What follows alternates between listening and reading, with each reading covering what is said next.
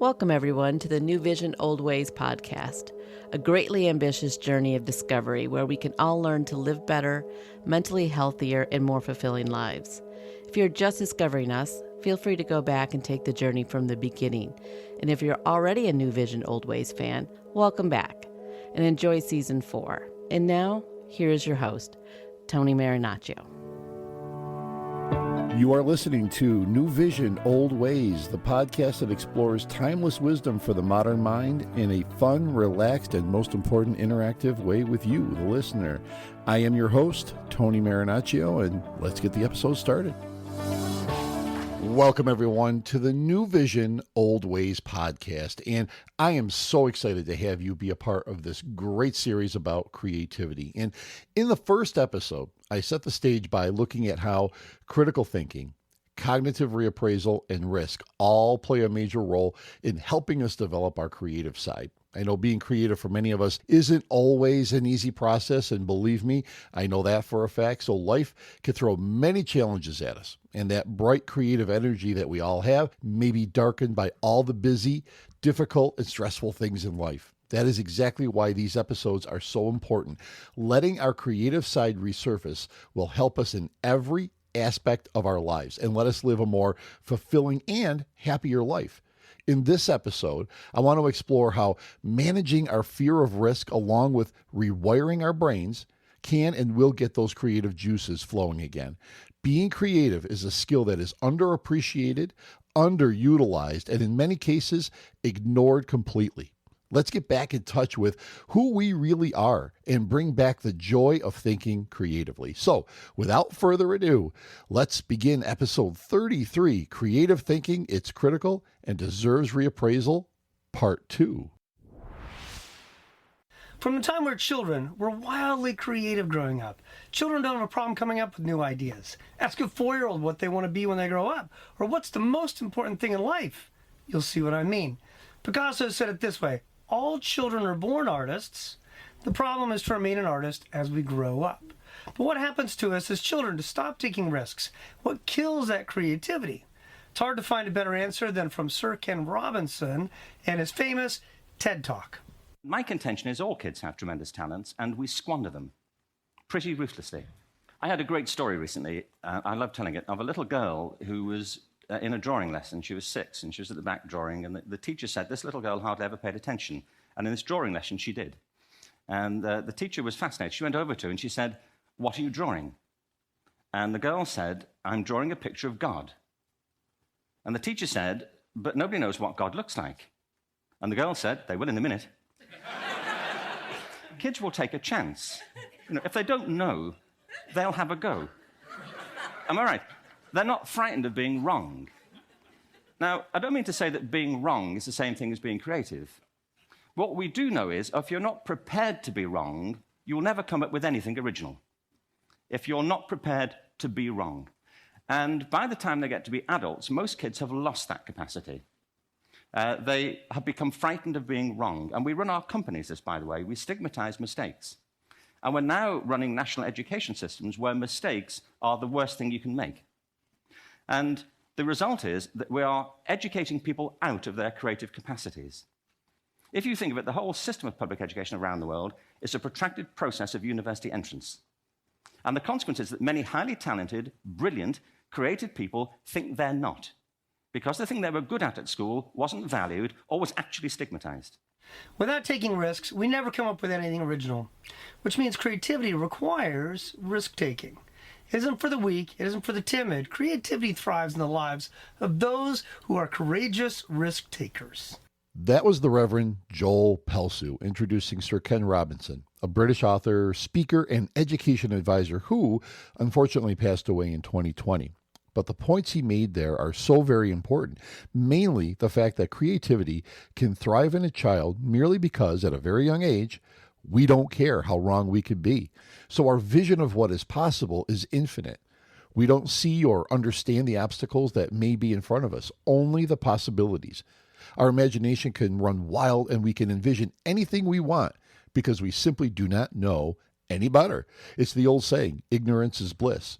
Of course, there is nothing wrong with gaining proper knowledge and understanding limitations in reality as we get older, but it's almost too easy for any one of us to encounter those difficult moments in life where it seems like thinking creatively is almost impossible. I know I've been there a little too often, but as I showed in the last episode, if we understand and practice the skills of critical thinking and cognitive reappraisal, we can reduce the risk of what we are attempting to do creatively. There is a risk in everything we do, and it's how we manage that risk that allows us to push forward and see our vision all the way through. If you have not, go all the way back to episode 23 and listen to the entire episode about risk. It will surely help you understand how it will always be there, but how we can manage it and use it as a motivational tool, and many times to make sure we stay focused and energized on the tasks at hand. But risk, that scary thing that many of us fear so much and stops us from moving forward in any aspect of life, can be overcome by using the concept of cognitive reappraisal. Cognitive reappraisal, at its core, is an emotion regulation strategy where we can change our perspective on a situation in order to alter its impact. For example, if you are facing the risk of failure in a creative project, instead of viewing it as a potential catastrophe, reappraisal allows you to see it as a learning opportunity or a step in the right direction. I'm going to dig a bit deep here with brain function, but I think it's important to understand this to get the full perspective of what I'm talking about. To understand the impact of reappraisal, it's important to explore the amygdala, the region of the brain that plays a central role in processing emotions, particularly fear. The amygdala is responsible for triggering our fight or flight responses when we encounter perceived threats. In the context of creativity, though, these perceived threats can manifest as the fear of failure, fear of judgment, or even the fear of inadequacy. When a person faces a creative risk or an uncertain situation, such as presenting a new idea to a team or launching a creative project, the amygdala is activated. This can cause anxiety or self-doubt, which may inhibit the willingness to take risks and explore innovative ideas. Cognitive reappraisal comes into play by modulating the amygdala's response. By consciously changing the way we think about the situation, we can reduce the emotional intensity of the fear response triggered by the amygdala, essentially rewiring the brain, as I have talked about in several episodes. It's an interesting angle in understanding how reappraisal can foster creativity. Remember the term neuroplasticity, which is the brain's ability to reorganize itself by forming new neural connections throughout life? Creative thinking, by its nature, requires flexibility and the ability to adapt to new ideas or processes. Cognitive reappraisal enhances neuroplasticity because it trains the brain to respond to challenges and emotional disruptions in healthier ways. As the brain strengthens its ability to reframe negative emotions, it becomes more adept at finding new solutions to problems. This is critical because over time, this adaptability can enhance our overall creative capacity. In essence, this is how we get through and thrive in those difficult life moments that could derail us and allow us to ignore the creative abilities that we have. The key is to practice. Yes, practice reframing negative thoughts into positive ones every moment that you can. Remember, you have years and years of negative thoughts swirling around in your brain. They don't all get pushed out in one instance. It can take time. We are all a work in progress, the old Rome wasn't built in a day analogy. Go back through past episodes of this podcast. There are many instances where you will learn how to rewire your brain to be the powerhouse you were meant to be. Mindfulness involves being fully present and engaged in the current moment. Creativity, on the other hand, is the ability to generate new ideas and solutions. Let's uncover how these two intertwine. Mindfulness lays the foundation for creativity by fostering a non-judgmental and open mindset. It cultivates a space for ideas to flourish without the constraints of self-doubt or judgment. Let's dive into mindful practices that stimulate creativity. Find a comfortable space where you can relax and focus. Start with a breath-centric meditation. Close your eyes, focus on your breath, and let thoughts come and go without attachment. Engage in mindful observation. Take a creative object or piece of art. Observe its details mindfully, noticing shapes, colors, and textures. Reflect on your observations. Journal about your thoughts and feelings regarding the object. Let your creativity flow freely without judgment. The impact of mindfulness and emotional awareness cannot be overstated. Mindfulness practices can further enhance creativity by increasing emotional awareness.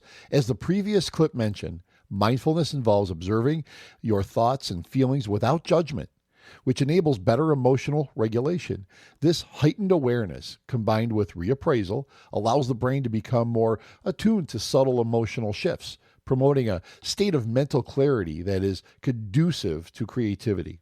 Through mindfulness, the brain's emotional responses are better regulated, and cognitive reappraisal can be applied more effectively.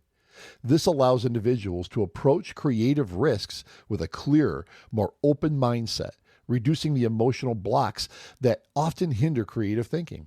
Through regular practice, reappraisal can lead to neuroplastic changes in the brain, strengthening our ability to handle future risks and embrace creative challenges. Furthermore, mindfulness enhances emotional regulation, making cognitive reappraisal even more effective in fostering creativity, helping to embrace uncertainty and take risks without being paralyzed by fear. I talk to people all the time that explain to me how they gave up on a dream, a job, a potential relationship because of the fear of failure. They allow the risk of being let down take over, or they felt too far out of their comfort zone to have any confidence to move forward. This brings me to the concept of positive discomfort. You might ask, what can be positive about being uncomfortable? Well, positive discomfort involves embracing the discomfort that comes with creative uncertainty and viewing it as a necessary part of the creative journey. It's about leaning into the discomfort rather than avoiding it, which can ultimately lead to personal and creative growth. Cognitive reappraisal is especially effective here because it allows you to view discomfort, such as the risk of failure, rejection, or mistakes, not as something to avoid, but as an important part of the creative process. Learn to embrace the entire creative process. Give yourself the confidence to get essentially lost in it, meaning let the process flow. It was the first game of the 1992 NBA Championship Series. The Portland Trail Blazers were pulling ahead of the Chicago Bulls when Phil Jackson called a timeout. Michael Jordan emerged from this timeout with a sense of intense concentration. And though it didn't seem like a big deal at the time, he would then go on in the next 18 minutes to hit 6 three-pointers. At one point, he looked to the sidelines and shrugged his shoulders, seemingly surprised by his own success. He later described this experience as being in the zone. Now, players in every sport describe this similar experience of being in the zone, where they tune out the crowd and the noise and the distractions and just play at their top performance. But it isn't limited to sports. Artists and authors, musicians, engineers, composers, they all experience this same sense of being in the zone. It's a strange paradox where time seems to stand still, and yet it seems to be over in an instant. It feels effortless even though you're facing an extreme challenge. There's a sense of relaxation, but it's also intense. You seem more present than ever, but you also seem to lose your entire sense of self. You've probably experienced this before, when you were so engaged in a task that you lost track of time and place. There's a term for this. It's called being in a state of flow. Flow. It's a term that refers to the state of complete immersion and focus in a task, which often can lead to enhanced creativity. We are in a flow state, or some like Michael Jordan like to refer to it as in the zone, when we are not worried so much about risks, failure, or judgment. We are entirely absorbed in the process. Reappraisal can help foster flow by enabling individuals to manage anxiety and eliminate mental distractions, creating the optimal conditions for creativity. A calm, focused mind, where fear is minimized, makes it easier to enter into the flow states. Flow is a great counterpoint to reappraisal because when we reduce the emotional toll of risk, we open the door to being fully immersed in our creative tasks. I would like to encourage you to reflect on a time when you entered into a flow state during a creative project. from rearranging a room to building something, painting something, writing something, anything you can think of. Try to remember that feeling when it all comes together and you just couldn't stop until it was done.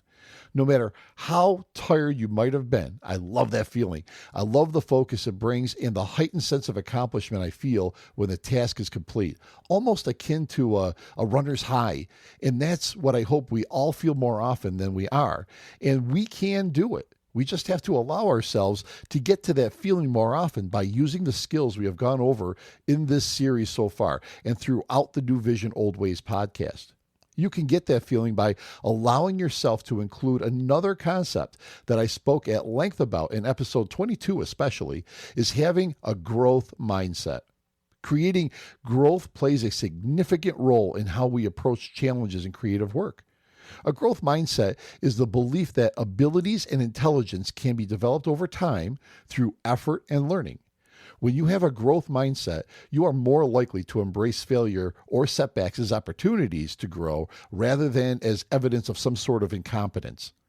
This mindset dovetails perfectly with reappraisal because both encourage a reframing of negative emotions or outcomes as positive learning experiences. Now you know why I mentioned that cognitive reappraisal was like the secret sauce in all of this. It really is the glue that binds all of the concepts here together. Using the power of divergent thinking is essential in mastering creative thinking.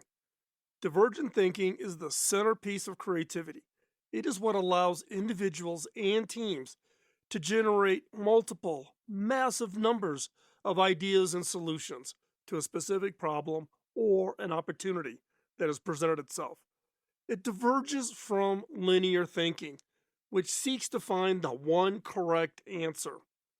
By using divergent thinking, you can break out of your usual patterns and tap in to your creative potential. That clip was from Phil McKinney's Innovation Studio, and he has introduced the concept of divergent thinking. Everything I have gone over in this series about creativity has now led to this concept. Once we have the confidence, again, to tap into our creative side, we can then let the flow of ideas spring forth, and that leads directly to divergent thinking, which is the ability to think in a non-linear, open-ended way, generating a wide variety of possible solutions or ideas. Unlike convergent thinking, which focuses on finding one correct solution to a problem, divergent thinking encourages multiple, often unique ideas and embraces creative exploration. Divergent thinking thrives on the principle that there is no single right answer, only a spectrum of possibilities. This type of thinking is central to the creative process as it allows us to break free from the rigid structures and explore different angles, outcomes, and pathways. There are key characteristics of divergent thinking that include the ideas of fluency, which is the ability to come up with many ideas quickly. Other characteristics are flexibility, originality, and elaboration, the ability to expand on initial ideas and add complexity or details. A classic example of divergent thinking is brainstorming. When a team or individual is tasked with coming up with a solution for a problem, the goal is to generate as many ideas as possible without judgment. Even seemingly outlandish ideas are encouraged because they may spark other, more feasible ideas. Another example of this concept is a writer practicing divergent thinking might begin with a basic concept, like a story about a detective. Then, the writer can come up with multiple directions the story could take: a murder mystery, a spy thriller, or even a time travel twist. Rather than committing to one plot line immediately, they generate different scenarios and explore which one feels the most compelling. Divergent thinking opens up the creative floodgates, encouraging a free flow of ideas that can be further refined or developed. It can lead to idea generation. It can break through mental barriers, and it can spawn unconventional solutions, which are crucial for innovation, as many breakthrough ideas arise from thinking outside the box. Flow supports divergent thinking by providing the mental state where the mind can freely explore ideas without being bogged down by distractions or self-doubt. When you are in the flow, you are more likely to generate a wide range of ideas spontaneously because you are deeply engaged and immersed in the process. Divergent thinking feeds into flow by helping you come up with novel ideas that sustain your interest and engagement in the task. Once you start generating a variety of ideas, the process can be so engaging that it draws you into the flow where you can continue working fluidly on your creative project without interruption. Here is a real-life example. Say you begin entering a flow state. You are in the zone, focusing on a task, and time flies by. As you are sketching, you allow yourself to think divergently, generating several possible design directions, some classic, some experimental, some incorporating abstract elements. You are not worried about choosing the right one just yet. You are letting the ideas flow. As you explore these ideas, you are constantly receiving feedback from yourself. The designs are improving as you work. The flow state allows you to remain immersed and productive, while divergent thinking opens up creative possibilities you might not have considered at first. By alternating between flow and divergent thinking, you could create a dynamic process where your creativity thrives. Divergent thinking ensures that you explore a wide variety of options, while flow helps you move through the process with minimal friction, leading to more innovative and polished outcomes. Both flow state and divergent thinking are fundamental to creative success. Flow enables you to perform at your best while immersing you in the task at hand, while divergent thinking unlocks your ability to come up with innovative and varied ideas. When you bring both together, you create the ideal environment for creativity to flourish, where ideas are abundant and execution is effortless. This combination is key to producing truly groundbreaking work. But a key point to be made here is your ability to have cognitive flexibility. So many of us go through a task with blinders on. We pick an approach and we do everything we can to stick to the course, come hell or high water. But as I have alluded to earlier, life happens, right? Things change. I cannot even imagine how many times I started on one path and ended up on another, completely different one. Most times, that path we didn't expect to be on ended up being the one that was meant to be. But I didn't know it at the beginning. So being flexible in your thinking is vital. When I go into a project of any kind, I assume that a change in circumstance is going to happen. This allows me to not overreact when it actually does happen. Cognitive flexibility is the ability to adapt one's thinking or behavior in response to changing goals, environments, or new information. It's critical to problem solving and innovation because it allows us to shift our perspective and adapt to new challenges. This concept ties into critical thinking and the ability to pivot when encountering obstacles or failures, a key component of both mindfulness and a growth mindset.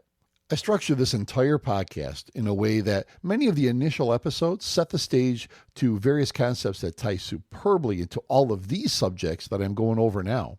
The lesson here is being consistent with what works for you and understanding that once we make these ideas a part of our everyday life, it will become natural, like muscle memory. It will guide our every move without overthinking and wasting our time dealing with anxiety and stress, and more time on thinking creatively and looking at life as an adventure instead of a continuous thread of problems that we need to solve. So this episode and the last episode all lead me to this. We could practice everything I spoke about, and of course that would be a great thing. But the question that dictates what I think is all of this is simple, but can be very complicated at the same time. What is your motivation? What is making you want what you really want to accomplish? What's driving you? I am going to quote a passage from a great book I have referenced before, and it's a book entitled Don't Believe Everything You Think by Joseph Wynn, and it reads like this. Goals of inspiration come from identifying what you value and what is most important to you. Is it security, raising a family, traveling, creativity, learning, peace, expressing yourself? Goals of inspiration are aligned with your values, while goals of desperation contradict them. For this reason, one person's goal of inspiration can be another person's goal of desperation. It all depends on what your values are. And folks, that is where I will begin episode 3 of this series on creativity, what our motivation in life is and why our mindset on motivation can dictate how successful we think and feel we really are. So, what did you think of this episode or any of the episodes? I would love to find out. And here's how to get a hold of the show. and let us know. These are in the show notes, but as always, here they are. There is a link that you can click on that will allow you to donate to the show and show your support. By donating what you can, it will allow me to book guests and cover costs. Anything will help. And of course, you can cancel at any time. You can also message the show from each episode on your various platforms. Just look for the send us a text message link. If that doesn't work for you, you can email us at newvisionoldways@gmail.com. And again, it's newvisionoldways@gmail.com. You can find us on what was Twitter, now X, at newvisionoldway. Remember, there's no S there, at newvisionoldway. Check out the New Vision Old Ways YouTube channel. Just type in New Vision, one word, Old Ways, one word, and please subscribe. It is free and will show support for the show. It really means a lot. And of course, will help grow the show on YouTube. Find us on Facebook, same thing. New Vision, one word, Old Ways, one word, podcast, and you should easily find us. And as a reminder, these are growing platforms for us and expanding all the time, so we need your help to get the flow going with the community. And last but not least, if you could do me a huge favor and subscribe to us, like us, follow us, leave a review on whatever platform you found us on, that would be so appreciated. That will also help secure guests that we will be booking in the future. So welcome to season 4, and I have a lot to cover this season. So thank you for listening. I cannot wait to get your input, and I also can't wait to get together for the next episode of New Vision, Old Ways. Until then, stay true to yourself, stay informed, and stay empowered. But the most important thing is, this and all the episodes of the New Vision Old Ways podcast have been written, engineered, and produced by Tony Marinaccio and TKM Productions.